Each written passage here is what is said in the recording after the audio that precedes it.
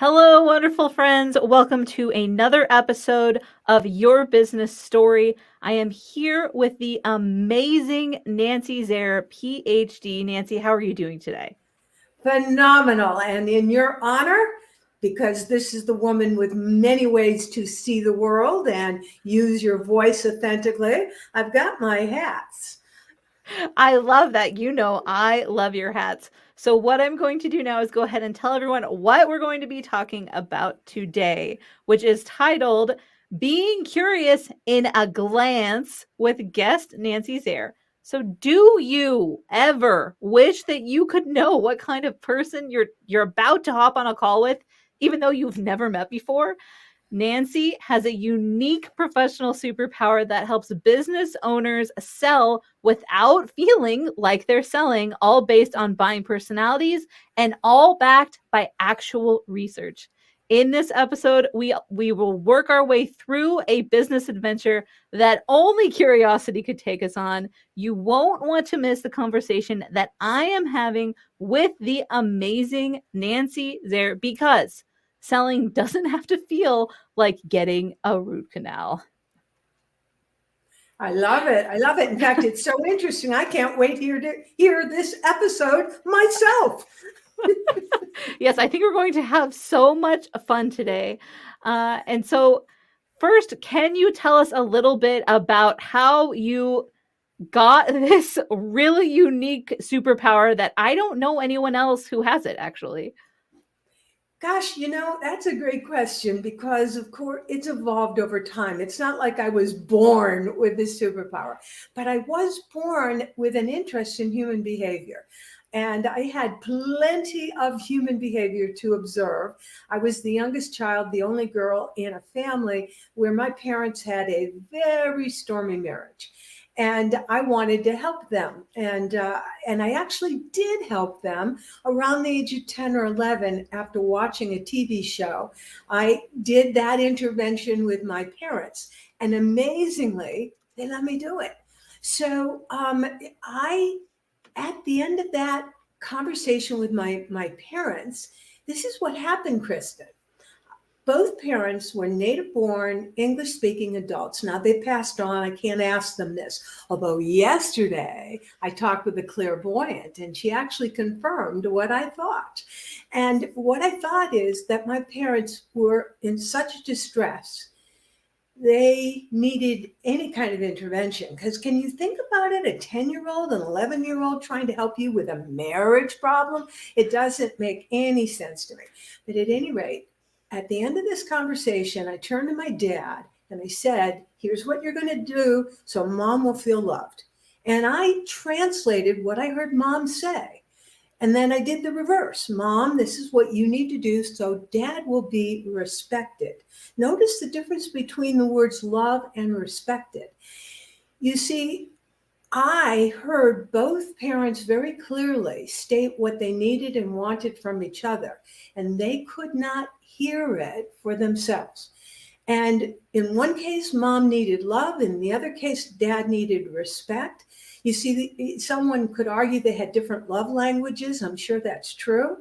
At any rate, I've taken that particular gift of being able to hear both sides, and now I use it to read what people's personality, or what I call a buying style, to read that by going to things like their LinkedIn profile, their Facebook homepage, their website, or something else.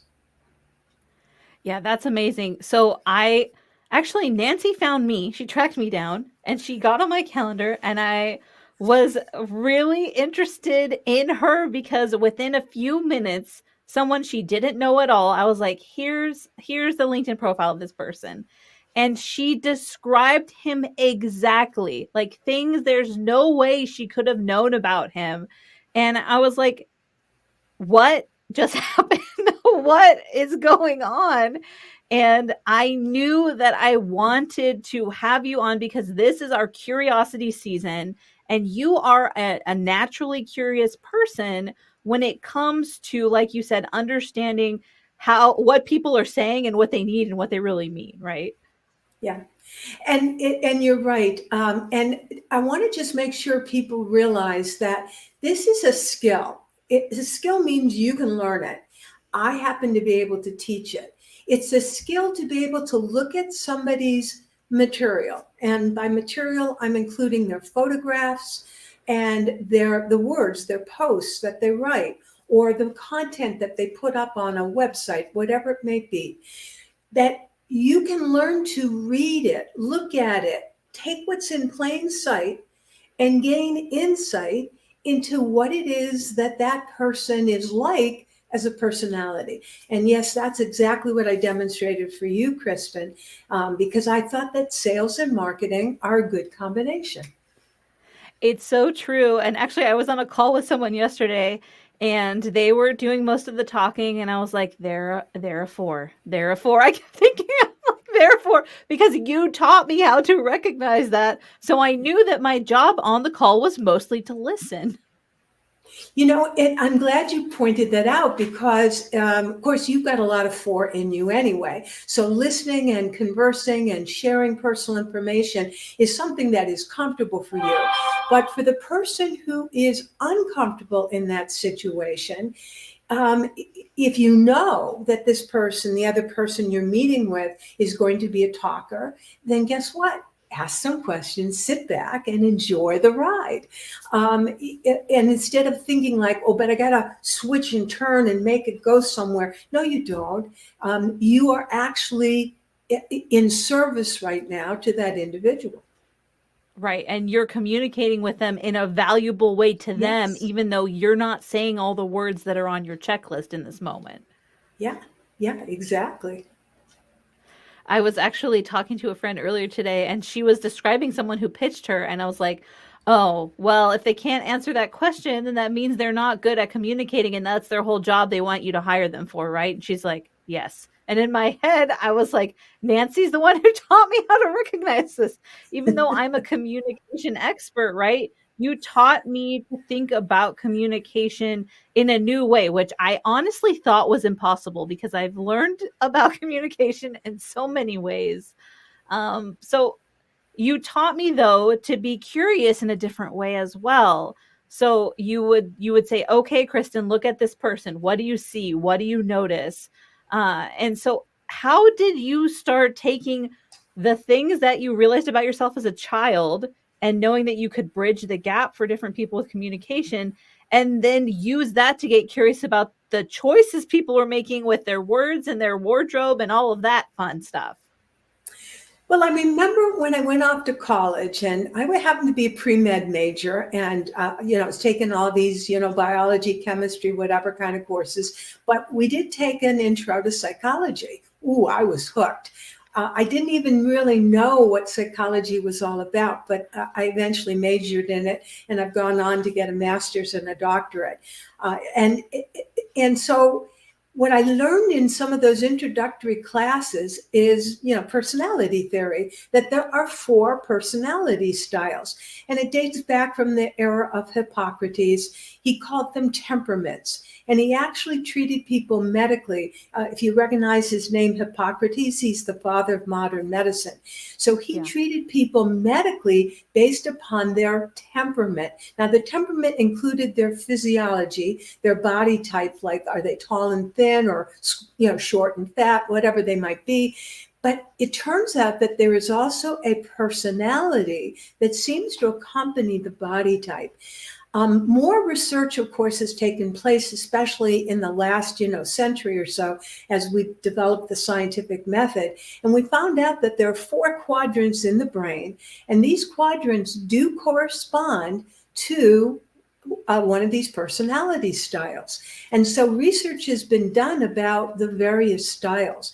And that's what intrigues me, of course. I've studied it, but the real fun is when you get to apply it. And particularly, I like to apply it by noticing how people dress, how they talk, how they behave, and especially how they post on social media. The way we show up in one part of our life is the way we show up in all parts of our life. Hence, if your personality style as someone who speaks is one way. Well, it's going to show up in your writing, and it's going to show up in your behavior too. Yeah, that's so true. And when you allow it to do that, you're also attracting certain kinds of people to you, which if I mean, I don't generally say everyone should hire Nancy, but I'm, for my guests, but I do think everyone should do one of Nancy's consulting calls with her because she figures out your style to figure out the style of person that you love working with. And when I recognize someone who is that style after working with Nancy, I'm like, I will close this call. And it happens all the time. It's so Wow. different, the process that my brain goes through, where I'm like, I recognize this person as one of my people, and therefore I know that they will value my help and they will not regret paying for my help. Yeah, and it's amazing. Not only do you have more confidence, confidence sells, it's an exchange of energy. So having your own confidence is obviously going to boost your ability to get new clients. So it boosts, not only do you have more confidence, when you have that, but you have the exact words to use, and you feel comfortable, and again, you're conveying that comfort to your prospect, so they're going to relax too. Everybody has sales resistance, folks, and sales resistance puts people on guard. It's naturally a place of stress and tension.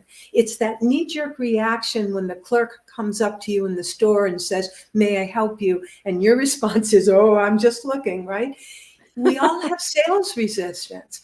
And when you're comfortable and when the other person's confident and that you know when it clicks. You've been in that situation where you're talking with someone and there's an immediate sense of rapport.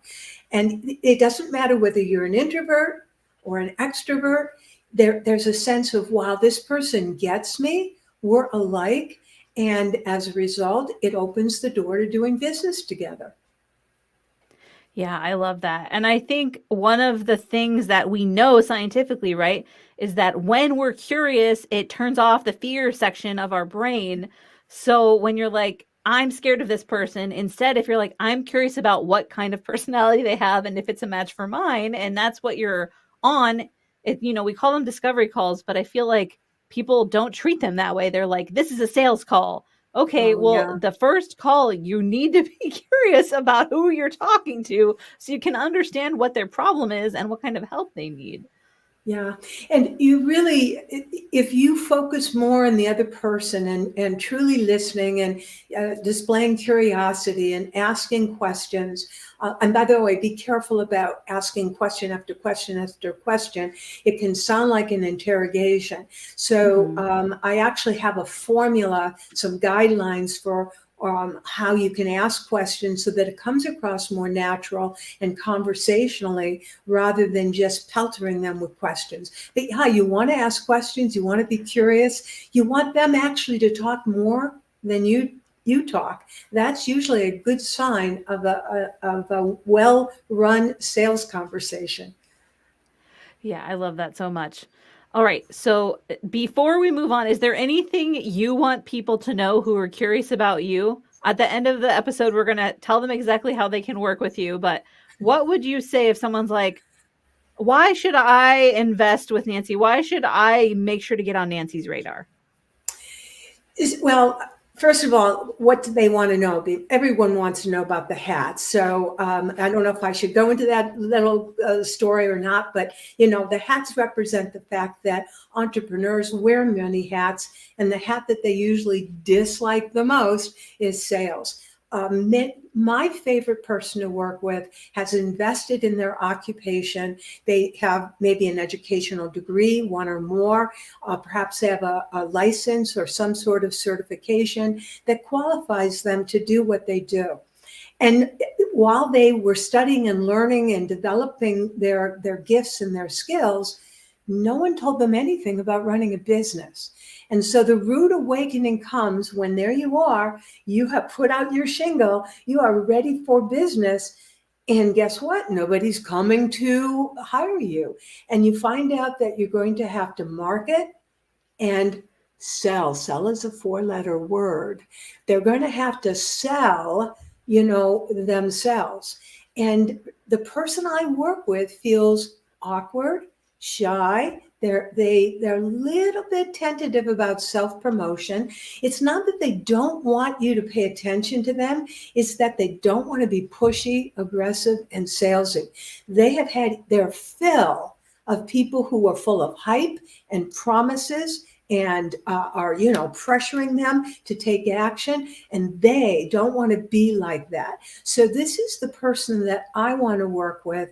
They're smart, they're caring, and they're talented. They deserve, they have so much to give, and unfortunately they haven't figured out yet how to get their ideal prospect in front of them so that they can obviously have more clients. Yeah, and I think that's one of the fundamental issues that entrepreneurs face is they're not curious about how a business functions in totality. Like they're like, I like these parts, I'll focus on these parts. But without sales, businesses don't survive. That's the simple truth. That's like the one thing you really need in order to have a business that can sustain is sales. Yeah. And nothing happens in business until someone sells something. And like I said, for many, the people that I work with, they don't consider themselves salespeople. They probably wouldn't be looking for a sales trainer or a coach because this is not something that is in their minds. Yeah. They think, people who sell, hey, anyone can sell. You don't need a degree. You don't need certification to sell. And hence, this is why I think they cut themselves off from learning this skill. And instead, they keep focusing on, let me develop my strength as whatever the occupation is, as a coach, as a consultant, as a financial planner, etc. And they're not really looking at the business side of it. Right, right. And that's something that they need to think about, and you help them think about it in a way that doesn't make them feel salesy or high pressure or all of those things that I personally do not like. Right, right. And I think that's what connected us together because we do have very similar people that we work with. You help them use their own authentic voice to present their material. And I believe the same thing, that they need to know their authentic voice and know who is going to be attracted by that voice. It turns out that there are certain words as well as tonality that you can use that will actually make the other person, like a magnet, say, yeah, you get me, we're alike, and be attracted to you. Yes, and that's one of the things that when you work with Nancy, she knows the words that you need. And if you've noticed new words popping up in all of my copy, that's why. Ooh, I'm responsible. All right, I'm so glad I made let's a contribution. No, you were so helpful. You gave me so much clarity, and it's going to be coming out even stronger in my messaging as I'm turning toward my person, which you helped me realize was a contrarian, because that's what I Mm-hmm, am. mm-hmm. And be proud of it. I am. I mean, I have no problem being excited about that.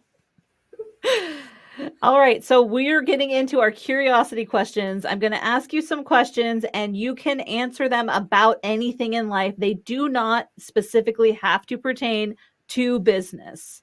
Are you ready? Yes, bring them. Okay. So when I say the word curious, what are your first thoughts? To ask questions, to be thoughtful, and to listen. Oh, nice. Most people have said they thought of a cat. I'm like, okay, that's a good example, but yours is very definition based, which my word brain is excited about. I knew Okay, we liked so each other. we do. We are definitely doing some cool things in the future together. So what things are you curious about that other people in your industry aren't really willing to be curious about? Well, of course, I'm very curious about behavior for sure. I mean, that I'm all about understanding behavior, why people say yes, why people say no, why people are indecisive, very interested in it. And I think what makes me a little different than the people in my industry is I focus on the buyer. So much of sales training and coaching and so forth is focused on you as the seller. How can you overcome objections? How do you start a conversation? It's all about the seller and what we do. I think that if you focus instead on the buyer and you match and you adjust yourself to your buyer, you're going to get better results. So I think that is, again, I'm very interested in the buyer and buyer behavior and helping you, my clients, understand what that is and how to adjust for it. Yeah, and that made me think of a little tiny tangent is that I was on a call with someone yesterday and I realized what they're telling me right now is that they are not my client. Just by the way they were communicating, just their mannerisms. And I was like, this person, it was actually, if you're curious, I'm sure Nancy's curious, it was a 6. And I was like, this person is not going to be my client because I have a hard time Yes. working with people who are number 6 buyers because we're just on different wavelengths, I feel like. But so instead of thinking about it from I have to sell everybody, what I'm learning is that I need to be curious about what they're telling me because one of the things they could be telling me is that they're not my client. And it's an interesting thing you mentioned that because there are certain approaches that say, let's get to know, let's get the no's out of the way. And, so knowing that somebody is not your right client is very valuable. I've always told my students, and I use the word students because I used to teach at the college level, you learn more when you get it wrong than when you accidentally get it right. So there's a lot to be learned when it's a no. Yeah, I love that. And for me, I always reframe it for my clients. No is an extremely useful piece of information. In fact, you want to get to it in some cases as quickly as possible. Yes, definitely. All right, that was a fun tangent. So, next question. How did you start the process of getting curious about questions and ideas that maybe made you feel nervous at first? Because there are people listening right now that they genuinely want to be curious about sales or any other topic, but they're nervous. So, what is like a good first step, and what first steps did you take? Yeah, I'm really thinking about that question a lot because for me, I believe that the best thing I did was when I stopped being a do it yourselfer and tried to get the answers on my own and turned to a coach. And, Mm. you know, I mean, I'm saying this with a very open heart that we are often too close to ourselves to serve ourselves well. And hence, having another person, whether, it's like Kristen who can write in your voice or whoever it might be, really can absolutely make your business take off and soar if you are open to it. And it doesn't have to, again, be in business, it could be in your personal life too. We are social animals. We need each other. And I have a very big do it yourself, streak in me, which was planted there, by my family years ago and by society that we're supposed to, pull ourselves up by the bootstraps and, do it ourselves. And I can only share with you that it's when I opened myself up to the counsel of other people, someone I paid for, a coach, that's when things shifted and changed for the better.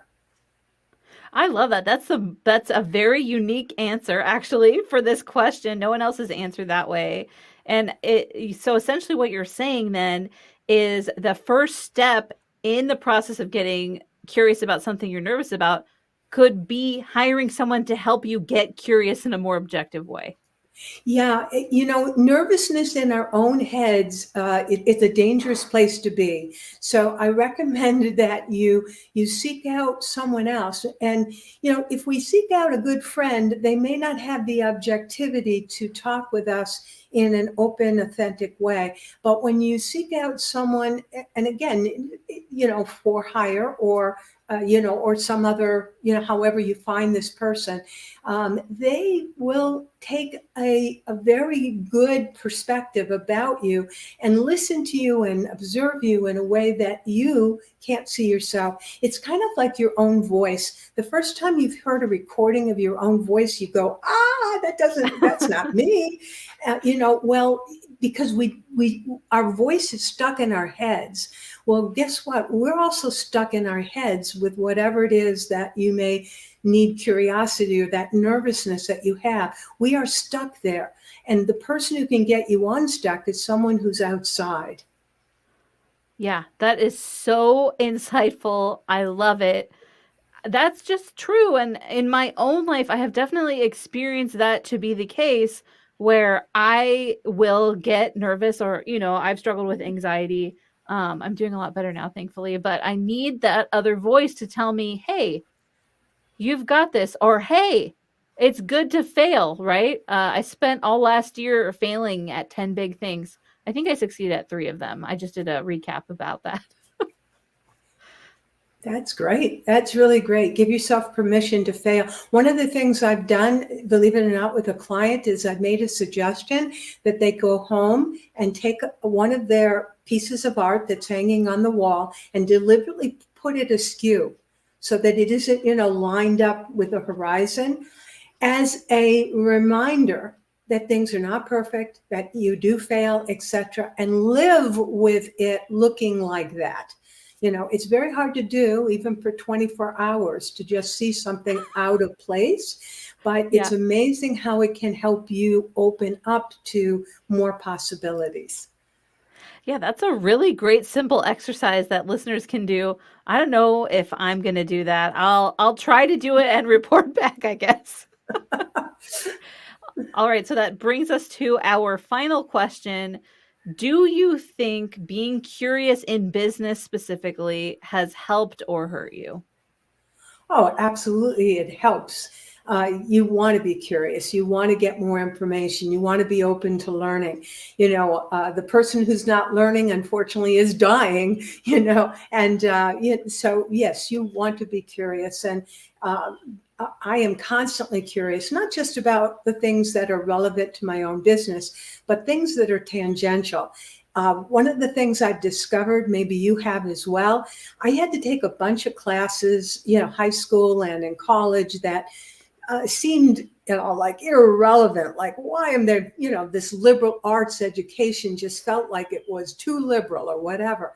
And Yeah. yet, here's what I discovered, Kristen, is that when I'm at a cocktail party, a social event, or even talking to a client, a prospect, guess what? They bring up a topic that I had to study, and it's like I've got something to contribute, or I kind of know a little bit about it, or again, I can use my curiosity to say, "Tell me more."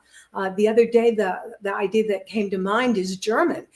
There's one of the people who's approached me lives in Germany, and I spreche Deutsch a bit. Now, I don't really speak German very much. I took 1 year in college, but at least it gave us that connection that I would not have had I not taken the course. Yeah, that's so true. And that is all that sales is a connection that you're making to see whether or not assistance and transactions can or should help, like happen. Yeah. Yeah. Yeah, love that. All right. So if people are wanting to connect with you, oh, let's see. We have a comment from Jeff. Let's bring it on screen. He always has the best comments. Hi, Jeff. Hey, Jeff. Said, at my daughter's school, they have a sidewalk that has all the letters of the alphabet etched into the cement, capitals and lowercase. The people who put that sidewalk in screwed up. The first 4 blocks say A, B, C, and then there's the lowercase E with the D. The school admin decided to keep the error to show the kids that even adults make mistakes and it's okay to make mistakes. Oh, That I is love that. amazing. It's probably also a little bit of a test. Like, do you see what's off here? Again, it's really helpful when we don't get it right entirely. So, and that's a great example. Thank you so much, Jeff, for sharing that one. Yeah, I love that. I mean, it would bother me, but at least then I would be like, okay, brain, this is why we're, especially as an editor, because people are so brutal with me. If I make one Oh, mistake, they're like, oh, I have other editor friends who will catch my mistake and let me know, because not because they care, but because they know people expect me to be perfect. I'm like, impossible, impossible. yeah, So I love yeah. that so much. All right. So, Nancy, when people want to learn more about you, where should they go? Well, they can. LinkedIn is a great place. So if you haven't, talked to me or connected with me on LinkedIn, please do, because it's LinkedIn, .com/in/ Nancy Zare, my full name. Zare rhymes with care. So all you have to do is spell it that way. Or you can also, of course, connect with me on my website, nancyzare.com. So those are two easy ways to say hello. All right, let me just grab that one. It looks just like that. There you Nancy's go. very simple. All right, so the last thing that I normally like to have my wonderful, outstanding, exceptional guests do is if you were to give a business owner, an entrepreneur, someone in the professional world, in corporate, one piece of advice when it comes to being um, curious about sales, what would that piece of advice be? Shut up. I know I dramatized it, but actually it's true. You really want the other person to talk more than you. One of the biggest mistakes that people make, especially those of us who are not trained in selling, is that we talk too much. So, yeah, my suggestion is, become more of an active listener.